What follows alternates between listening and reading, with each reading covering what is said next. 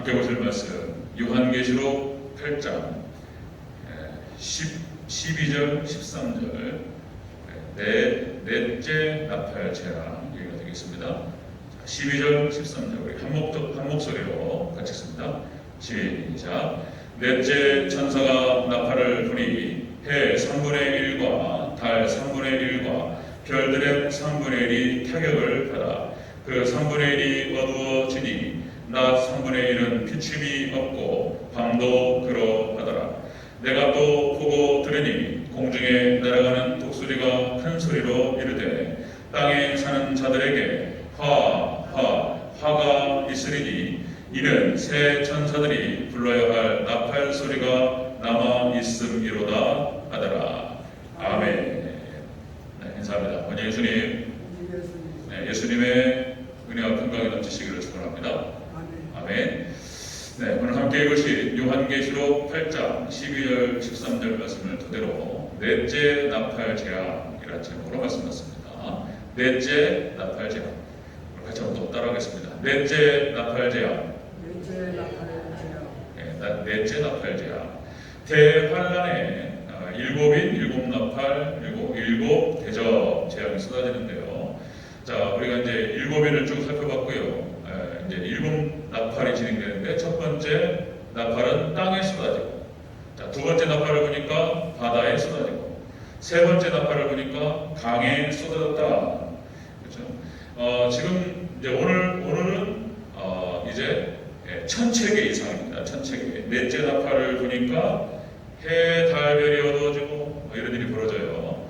자, 여러분들 우리가 셋째 나팔 재앙에서 강과 물샘이 떨어졌다. 그죠? 재앙이 쏟아지는데 횃불같이 탄 큰 별이 강과 강들과 물샘이 떨어졌다. 이것은 교황권의 타락을 의미하는 것이고, 강과 물샘이 떨어졌다고 하는 것은 물의 근원, 물은 이제 상징적으로 말씀을 상징하고요. 그래서 말씀이 타락하고 강단과 말씀이 오염된다라는 말씀을 드렸습니다. 상징적인 의미가 있다. 자, 그래서 이 쓴물의 결과로 많은 사람이 죽게 될 것이다. 많은 영혼들이 죽는다. 그런 말씀을 지난주에 함께 나눴습니다. 오늘 넷째 나팔은 또 천체계 이상인데, 자, 이것은 또 이런 영적인 세계하고 연결되는 말씀입니다. 그러니까 지금 이제 둘째 나팔 바다, 강, 그 다음에 넷째 나팔 천체계, 이것도 말씀과 의미가 또 맞닿아 있는 것을 볼 수 있어요. 같이 한번 살펴보도록 하겠습니다. 넷째 나팔 재앙, 첫 번째로 해, 달, 별 3분의 1이 타격을 받고 어두워진다. 자, 네 번째 나팔을 보니까 이런 일이 벌어졌다. 자, 우리 12절을 같이 읽겠습니다. 12절 시작. 넷째 천사가 나팔을 부니 해 3분의 1과 달 3분의 1과 별들의 3분의 1이 타격을 받아 그 3분의 1이 어두워지니 밤 3분의 1이 이는 비춤이 없고 밤도 그러하더라. 아멘. 해, 달, 별 3분의 1이 타격을 받고 어두워졌다. 자, 이것은 실질적으로 천체계의 이상이 있을 것이다. 이것을 의미하고요.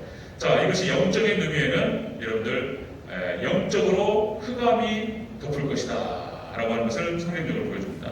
종말에 영적 흑암으로 덮인다라는 것입니다. 종말에 영적 흑암으로 덮인다.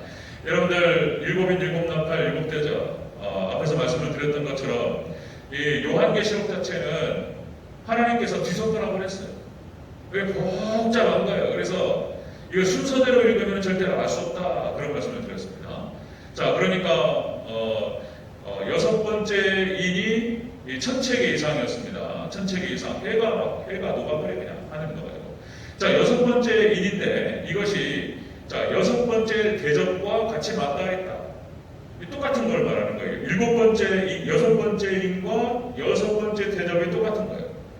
자, 그 다음에 여러분들 나팔장도 마찬가지입니다. 나팔장도 이 물샘의 근원에 쏟아지는데 뭐 바다가 먼저냐 강이 먼저냐 여러 가지 말을 할 수 있지만, 이게 순서가 뒤죽박죽하면서 이게 첫 번째 일부터 다섯 번째 일까지, 그리고 첫 번째 나팔부터 네 번째 나팔까지 대환란 초기에 쏟아지는 게 초기에, 그 다음에 여섯 번째 나팔과 다섯 번째 나팔, 여섯 번째 나팔이 대환란 중기에 쏟아져요.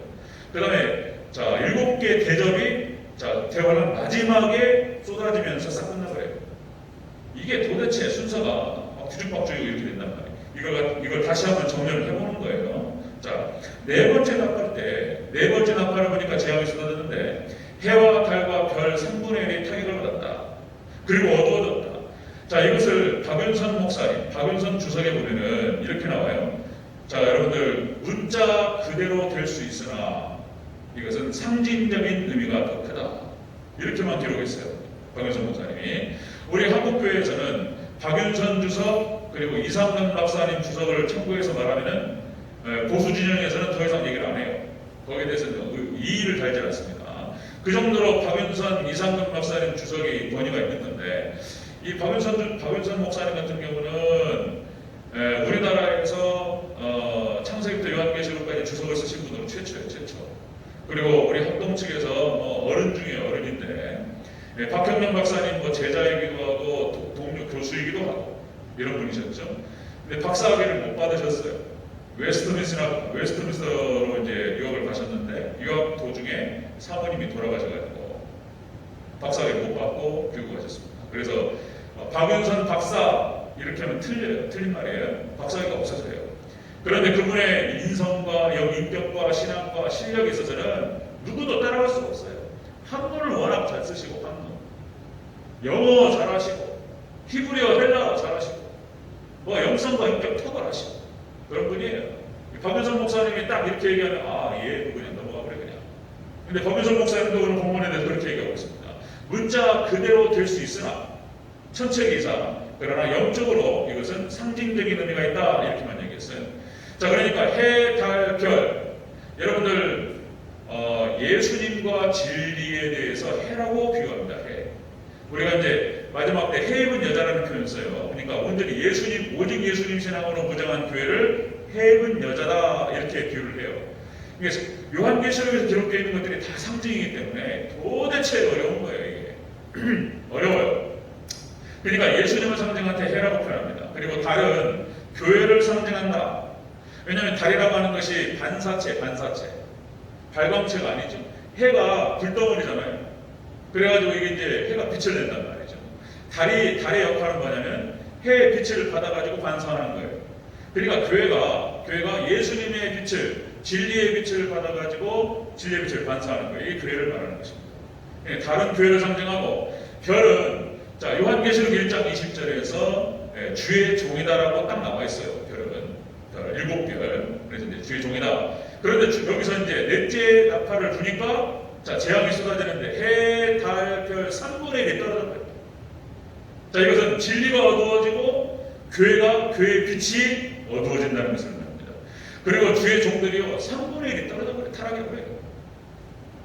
마지막 종말 때 이런 일이 벌어질 것이다. 네 번째 나팔 재앙을 통해서 지금 얘기하는 것을 볼 수가 있습니다. 자, 여러분들 영적인 흑암이 찾아오고 그 다음에 죽음이 찾아오고 이게 순서예요, 순서. 여러분들 오직 예수님만이 진리의 빛이시다. 예수님에 대해서 빛이라고 표현해요. 그러니까 이제 요한 창세기 1장 3절에서 하나님께서 빛을 창조하십니다. 빛이 있으라 하심에 빛이 있었고, 자 빛이 창조되기 전에 자 창세기 1장 2절에서 뭐라고 나오냐면 자 빛이 없었기 때문에 혼돈과 공허와 흑암이 있었다. 이렇게 얘기해요. 여러분들 우리가 빛이 사라지면은 예수님의 빛이 없고 우리의 마음판에 우리의 심령판에 예수님과 진리의 빛이 비춰지지 않으면 혼돈이 찾아요. 인생이 혼란해요. 그 다음에 마음에 공허함이 찾아요. 공허함이.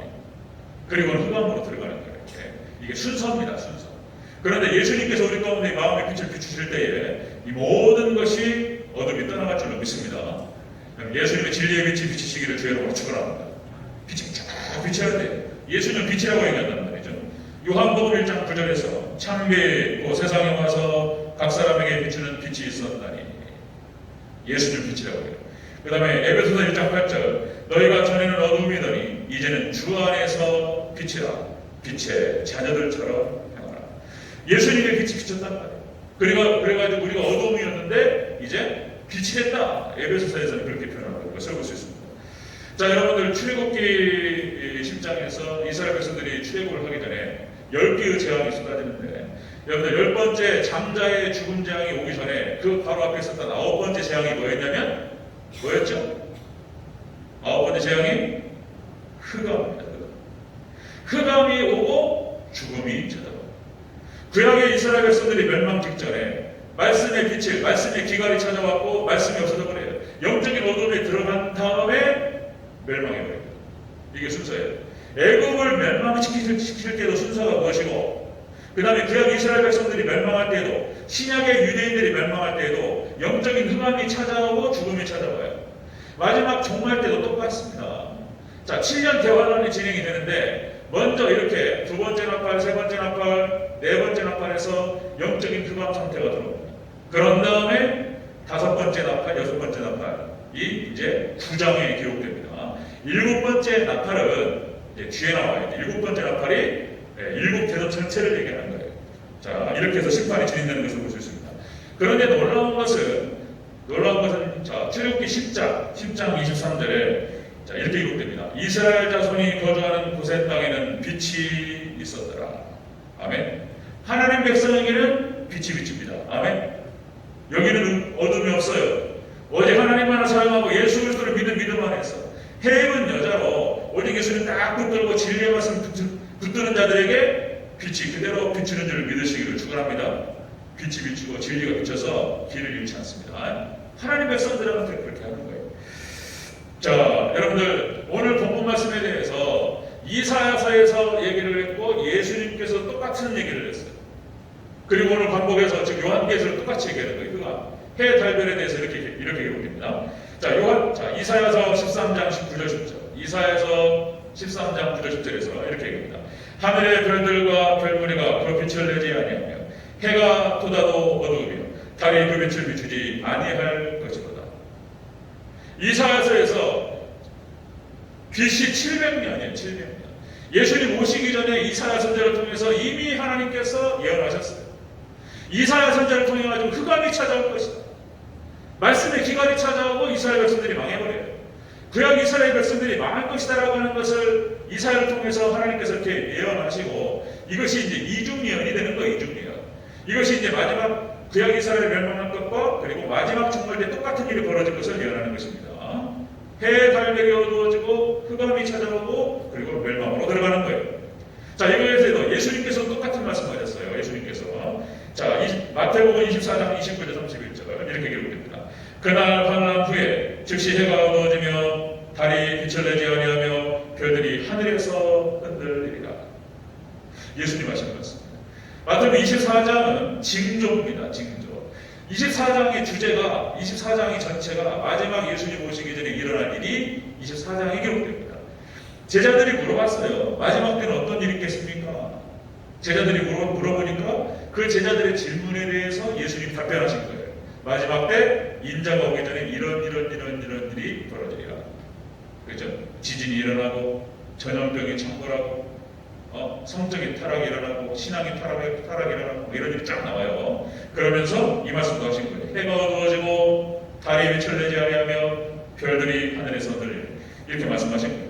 자, 이 말씀에 대해서 이사야서 29장 10절에서 이렇게 해석을 해줘요. 또 자, 이사야서 29장 10절에서 이렇게 기록합니다. 대저 여호와께서 깊이 잠들게 하는 영을 너희에게 부어주소서. 깊이 잠들게 하신다. 영적인 잠이 들어갑니다. 그 다음에 너희 눈을 감기셨으니, 하나님께서 이스라엘 백성들을 멸망하시기 전에 눈을 감겨버렸다. 그 다음에 그가 선자들과 너희의 지도자인 선견자들을 덮으셨습니다. 선지자들과 선견자들이 눈에 갇혀버려요. 거짓 선지자들이 파란칩니다. 이러면서 이스라엘이 멸망으로 들어가는 것을 볼 수 있습니다. 자, 여러분들, 그러니까 여러 번 말씀드려서 기회 될 때 또 반복하고, 여러분들 20세기가 앞에서도 제가 지난주도 말씀드렸던 것처럼 20세기 신학 이렇게 표현하는데, 20세기 신학, 현대 신학, 칼바르트 신학 이런 표현을 쓴다고 말씀드렸죠. 그러니까 이미 지금 종교다원주의가 지금 나타나기 전에 100년 전부터 준비를 해왔다고 했습니다. 그래가지고 전 세계 신학을 영적으로 싹 문을 닫아버렸어요. 그냥. 그래가지고 유럽에서 시작된 자유주의 신학과 신정통 신학, 이것을 통해 가지고 유럽계가 문을 닫고 이것이 미국으로 건너가지고 치명타를 일으키고 한국으로 와가지고 똑같은 일이 벌어졌어요. 지금 그러니까 완전히 그냥 영적으로 흑암으로 들어가 버렸다.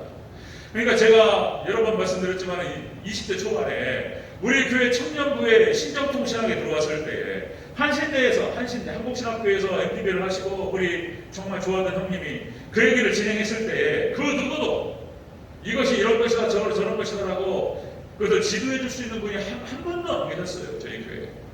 우리 담임 목사님도 거기에 대해서 설명을 못 하셨고 우리 순복음교회라 뭐 순복음교회 다 그런 건 아니지만 순복음교회가 막 불러 이건 잘하는데 신학적으로 깊이가 낮다 보니까 이게 뭐요? 거기에 대해서 이건 이것이다 저건 저것이다 조금만 가르마를 터졌어도 우리 청년들이 그렇게 방황을 안 했을 거예요. 저도 마찬가지인 거예요. 네? 아는 사람한테는 쉬운 건데 모르는 사람한테는 이게 불가능한 영역인 거예요. 이것이 아는 사람은 3분이면 끝나요. 컴퓨터 고장 나잖아요. 아는 사람한테는 이거 딱딱딱딱 이거구나 딱 끝나버려요. 모르는 사람한테는 불가능한 영역인 거예요. 할 수 있는 사람한테는 금방 끝나요. 손만 대면 부서져버려요 그냥. 근데 모르는 사람한테는 불가능한 영역인 거예요. 그랬어요. 참 너무 안타깝고 제가 아는 분 한 분이 아주 똑똑한 분이 누구라고 자세히 말씀드릴 수는 없지만 전주고등학교 나오고 전주고등학교 아주 잘 나갈 때 전주고등학교 출신들이 그 당시 100명 이상이 서울대를 갔어요. 그때 당시 전주고 나와가지고 서울대를 못 갔어요. 그리고 이제 성균관대학교를 가신 분이에요. 이분이 이제 아버지가 기장측 목사님이세요. 이분 얘기를 자세히 할 수는 없는데 어느 날 설교를 듣는데 이런 말이 딱 들리더래요. 설교 듣는데 성경은 하나님 말씀이 아니다. 이 말이 딱 들리더래요. 그래가지고 그분이 그래요. 그러면 그렇지. 그리고는 고등학교 졸업하고 서울로 가는 순간 교회 안 다녀버렸대요. 성경이 하나님 말씀이 아닌데 못하게 교회를 다녀요. 성경이 하나님 말씀이 아니다. 그러니까 그분도 참 문제가 많은 거예요. 그러니까 교회에서 그나마 기장측 교회였지만은 기독교 장로회 그런 교회였지만은 그래도 우리 한국교회 분위기가 보수적이란 말이에요. 보수적. 기도하고 그죠? 기도하고 예수 믿고 구원 받는다, 천국 간다 이런 게 기본적으로 있는데 아버지가 기장측 목사님이라 어떻게 설교하다가 그 말이 톡 튀어나왔어요. 성경은 하나님 말씀이 아니다.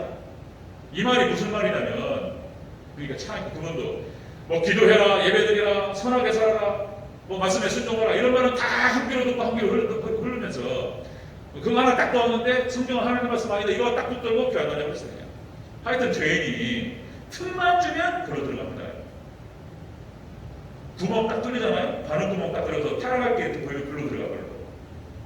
하여튼 죄인은 참 어떻게 죄인이에요. 그러니까 여러분들 이게 성경이 하나님 말씀이 아니다라는 뜻은 그러니까 이게 칼바르트가 한 얘기인 거예요. 이 하나님 말씀, 성경 말씀과 하나님 말씀에 일치한다는 것을 부정했어요. 이게 복잡한 얘기인데 성경은 지시물이다 이렇게 표현했습니다. 이 지시물이라는 표현이 뭐냐면 예를 들어서 화장실로 가는 그 화장실 표지판이 화장실은 아니잖아요. 이쪽으로 가면 화장실 나온다 그런 뜻이잖아요. 성경이 하나님 말씀이 아니라는 거예요. 성경 말씀을 보다 보면 하나님 말씀을 만날 수 있다 이런 뜻이지. 성경 안에 하나님 말씀이 있고 하나님 말씀이 아닌 것도 있고 이렇게 얘기했단 말이에요. 칼바르트는 그렇게 얘기하고 끝났는데 그 뒤로 나오는 제자들은 다 나가버렸어요. 그냥. 성경 말씀이 하나님 말씀이 아닌데 뭐라고 성경 말씀을 먹었어요. 그리고 다 타락해버려요. 그리고는 신죽음의 신학이 나옵니다. 칼바르트 밑에서. 그래가지고는 완전 유럽부터 미국이랑 다 타락시켜버렸어요. 여러분들 성경 말씀은 1.1획부터 다 하나님 말씀인 줄 믿으시기를 축원합니다. 여기서 1.1획이라고 하는 것은 이게 히브리 말로 1.이라고 하는 게 요드 딱 점 찍는 거예요. 점 하나 찍는 거예요. 요드. 그 다음에 레시라고 해가지고 쫙 줄 긋는 거예요. 요드, 레시 하나가 다 하나님 말씀인 줄 믿어야 됩니다. 아멘? 다 하나님 말씀이에요. 무슨 소리를 하고 있는 거예요, 지금. 그래가지고 그냥 교회를 다 타락시키고 그런 일이 벌어졌다는 것이죠. 자, 그러니까 20세기 신학이 이렇게 완전히 나가버려요. 그리고 이것이 지금 21세기로 들어와가지고 그 타락의 양상이 더 심화되고 있습니다. 그전에는 그냥 뭐 좀 에큐메니컬이었던 거 WC였던 거 이렇게 했다가 WCC가 뭐냐 세계교회 협의회예요. 에큐메니컬이 교회 통합운동이에요. 처음에 이렇게 시작하다가 지금 종교타원주의로 나와버렸어요. 지금은 그래가지고 모든 종교는 구원했다 이래버려요. 엉뚱한 얘기 많이 하고 하여튼 자, 여러분들, 네. 넷째 나팔을 넷째 나팔을 부니까 이런 일이 벌어졌다. 여러분들 정말 영적 흑암이 찾아온다는 것입니다. 지금 마지막 때 지금 영적 흑암이 이것이 지금 뭡니까? 현상적으로는 이미 시작됐어요. 이미 깊게 들어가 있어요. 자, 두 번째 보겠습니다. 두 번째, 넷째 나팔 재앙. 두 번째, 자, 세 가지 화가 찾아옵니다. 세 가지 화. 자, 우리 13절 다시 한번 하겠습니다. 13절 시작. 내가 또 보고 들으니 공중에 날아가는 독수리가 큰 소리로 이르되 땅에 사는 자들에게 화가 있으리니 이는 새 천사들이 불러야 할 나팔 소리가 남아 있음이로다 하더라. 아멘.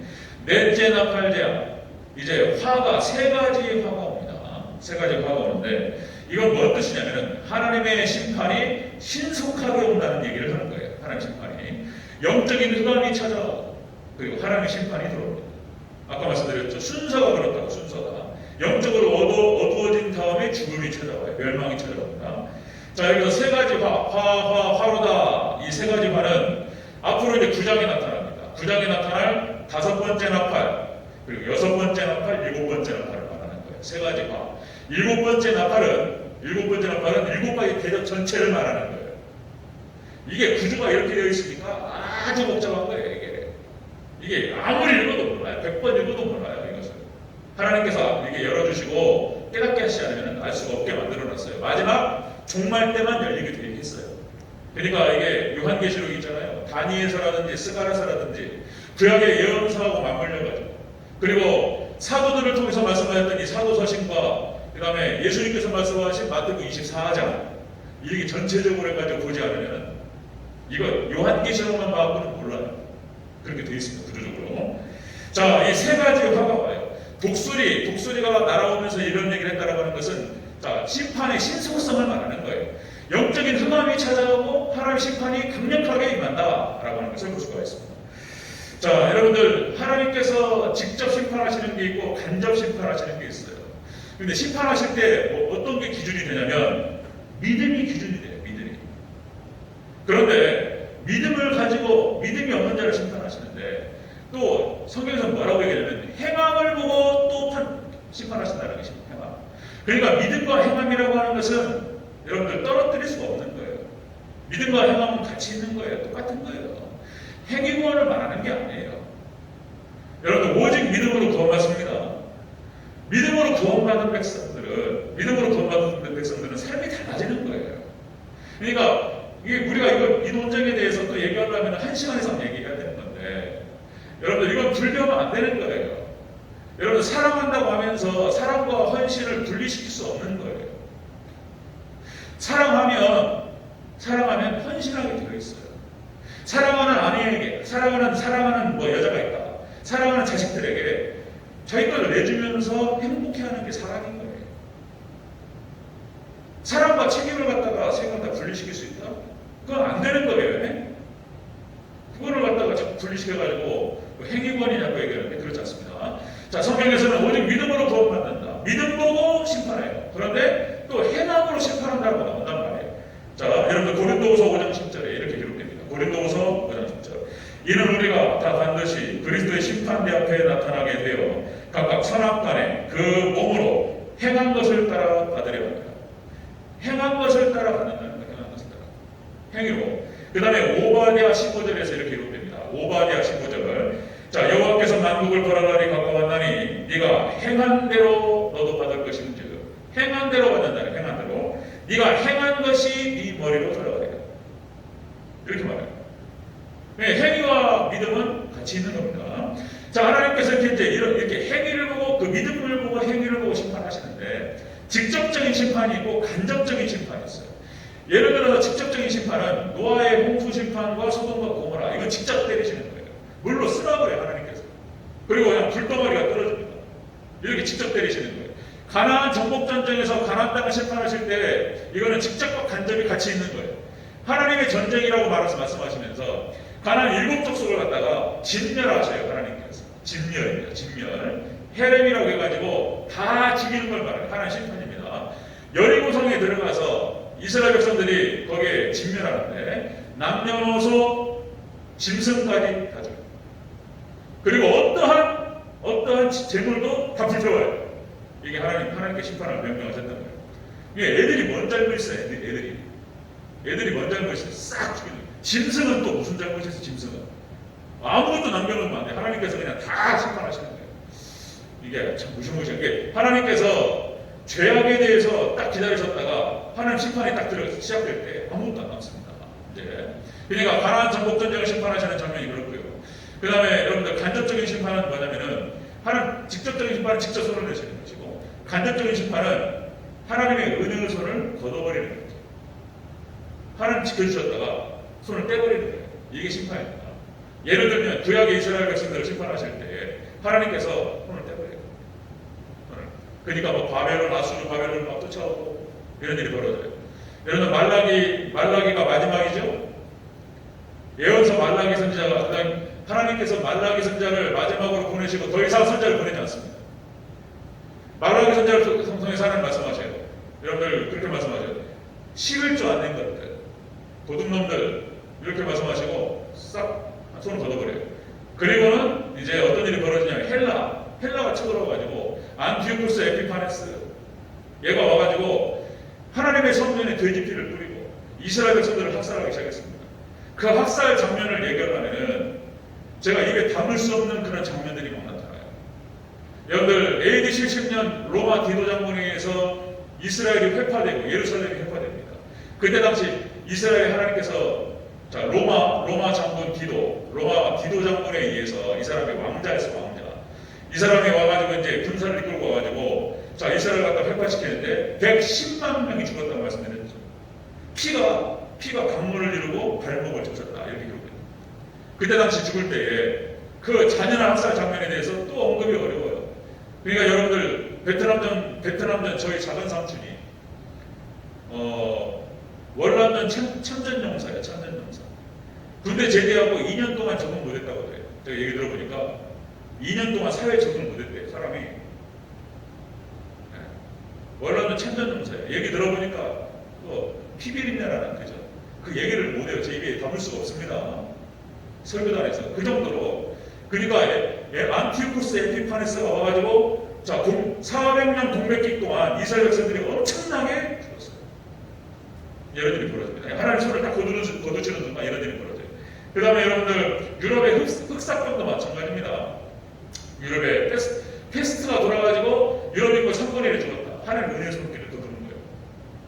지금 이것도 코로나 바이러스 얘기 주는 것도 하나님 주도하시는 거예요. 이거 회개해야 된다는 거예요. 자, 여러분들 프랑스 대혁명이 1789년에 일어나죠. 18세기입니다. 18세기, 19세기로 넘어가면서 이 프랑스 유럽 사회가 완전히 하나님 떠나버려요. 그리고 이제 찾아오는 것이 이런 거였어요. 이런 거. 1차 세계대전, 2차 세계대전. 여러분들 건달 영화, 깡패 영화 있잖아요. 누아르라는 표현 아십니까? 누아르? 한국판 누아르네 어쩌네 이런 표현 쓰는데 건달 영화 있잖아요. 건달 영화. 이 누아르라는 표현이 프랑스예요. 프랑스. 검은색이라는 표현이에요. 검은색. 그러니까 프랑스 유럽 사회 가면 고상하고 그런 고상한 아무것도 없어요. 하나님 떠나고는 엉망진창이 돼버려요. 폭력이 난무하고 마피아들 세계 있죠. 영화에서 보면서 아따 좀 자극적이니까 좋잖아요. 우리가 사회생활 하면서 스트레스 받잖아요. 그러니까 그런 거 한번 보면서 스트레스 풀죠. 잔인하게 마피아들 살인하고 보복하고 이런 거. 그러니까 하나님 따라 있는 그런 집단이 그렇게 돼버려요. 성적으로 타락하고 굉장히 잔인해집니다. 마피아들, 일본의 야쿠자 그러는데 한국판 건달들 하나님 떠난 사람들이 그렇게 폭력적이 되는 거예요. 간음하고 간통하고 이렇게 돼버립니다. 하나님께서 은혜 손을 딱 거두시는 거예요. 자, 넷째 나팔 재앙을 풀면 이런 일이 벌어집니다. 그러니까 영적인 흑암이 차지하고 그리고 하나님의 심판이 신속하게 들어온다. 세 번째 봅니다. 화받을 대상. 세 번째 13절 다시 한번 읽습니다. 13절 시작. 내가 또 보고 들으니 공중에 날아가는 독수리가 큰 소리로 이르되 땅에 사는 자들에게 화가 있으리니 이는 새 천사들이 불어야 할 나팔 소리가 남아 있음이로다 하더라. 땅에 사는 자들에게. 그러니까 하나님의 심판이 어디를 찾아오냐면 땅에 사는 자들에게 옵니다. 땅에 사는 자들. 이것을 다른 말로 바꾸면 여러분들 육적인 소욕을 쫓는 자 이렇게 말할 수 있어요. 육적인 소욕을 쫓는 자. 믿음이 없는 자에게 오는 거예요. 믿음이 없는 자에게. 하나님의 백성은 보호하죠. 그건 뭐 정확합니다. 하나님의 백성, 믿음의 백성들은 철저하게 피난처 보호처로 딱 빼셔요. 하나님께서. 그게 고센 땅이고, 그 다음에 뭐 노아의 방주고, 그 다음에 롯이 피했던 소아의 성이고 이런 거예요. 하나님의 백성은 딱 빼요. 그리고 그냥 믿음 없는 족속들에게 그냥 쏟아버려요. 빠르게. 하나님 심판이 이렇게 들어갑니다. 땅에 사는 자들, 불신자, 그 다음에 교회를 핍박한 자들, 그 다음에 교회 안에 있지만 믿음 없는 자들, 교회 안에도 심판의 대상이 있다라고 하는 것입니다. 또 여러 번 반복하지만 교회 안에 믿음 없는 자가 있다는 거예요. 이거를 청교도들은 유사 그리스도에 이렇게 표현한다고 그랬죠. 교회 안에 교회가 불로 쪼개져 버려요. 그냥 믿음 있는 자로 믿음 없는 자로. 마태복음 25장에서 비유로 말씀한다고 그랬죠. 열처자 비유, 그 다음에 달란트 비유, 양과 염소의 비유. 교회가 양과 염소가 있다. 불로 쪼개집니다. 한 사람은 가고 한 사람은 남는다. 두 사람이 맷돌 가다가 한 사람은 가고 한 사람은 남는다. 두 사람이 밭을 가다가 한 사람은 가고 한 사람은 남는다. 예수님이 하신 말씀이에요. 교회 안에 교회를 말씀하시는 거예요. 지금. 자, 여러분들, 자, 믿음으로 살아야 돼. 믿음밖에 없는 거예요. 성경 전체는 오직 믿음에서 시작해서 믿음으로 끝나는 거예요. 골로새서 3장 2절, 위의 것을 생각하고 땅의 것을 생각하지 말라. 그렇죠? 위의 것을 생각하고 오직 믿음으로 하나님의 나라 천국을 바라보면서 믿음으로 살아야 된다. 자, 요한일서 2장 15절 17절에 이렇게 기록되죠. 세상이나 세상에 있는 것들을 사랑하지 말라.